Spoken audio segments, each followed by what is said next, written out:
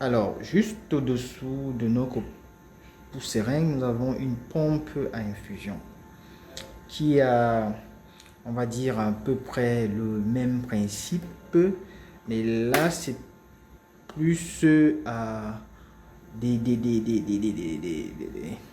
volumes plus importants. Parce qu'avec le pouce-seringue, vous ne pouvez pas aller à plus de 50 milli dans votre seringue. Donc, à plus de 60 milli, je me corrige, dans votre seringue. Et ça veut dire que après les 60 milli, vous devez remplacer la seringue. Pourtant, la pompe à infusion, vous pouvez avoir une poche de liquide même de 5 litres ou 500 millilitres, ainsi de suite.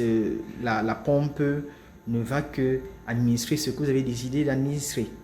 Donc, comme vous voyez, là, c'est comme ça qu'elle est constituée.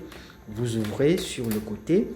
Donc là, avant d'ouvrir, nous allons d'abord allumer, toujours sous tension.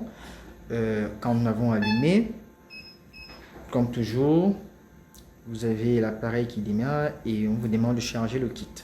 Pour charger le kit, j'ouvre comme ceci.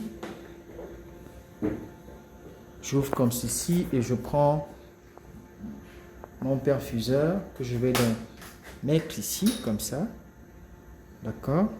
Dans le circuit, correctement. Là.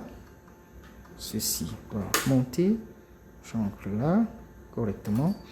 La tube, c'est bien là.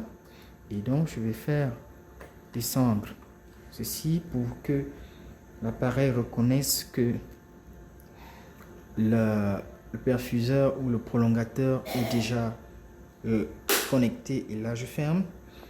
Ça a reconnu, on accepte. Comme tout à l'heure au niveau de notre pouce-seringue, on va toujours mettre les débits.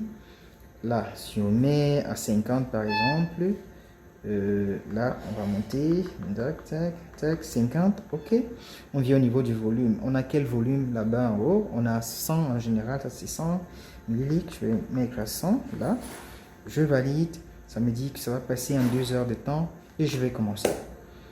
D'accord? Et les médicaments vont passer un volume de 50 millilitres pour 1 heure et tout mon volume qui est là va passer en 2 heures. Là, vous remarquez, c'est parce que mon dispositif n'a pas de liquide. Donc, j'ai l'alarme qui est déclenchée immédiatement. S'il y a de l'air dans la tubulule, l'alarme se déclenche.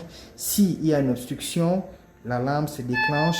Et là, c'est parce qu'il y a une obstruction, parce que j'ai fermé mon perfuseur. Donc, si je l'ouvre, il va falloir reparamétrer. Donc, j'ai suivi que l'alarme s'est installée. Ce que je fais, je viens, je vais arrêter. D'accord? Je vais recommencer parce que j'ai réglé le problème. Et là, ça devrait normalement passer. Si vous regardez très bien, le liquide est en train d'augmenter au niveau de cette aiguille.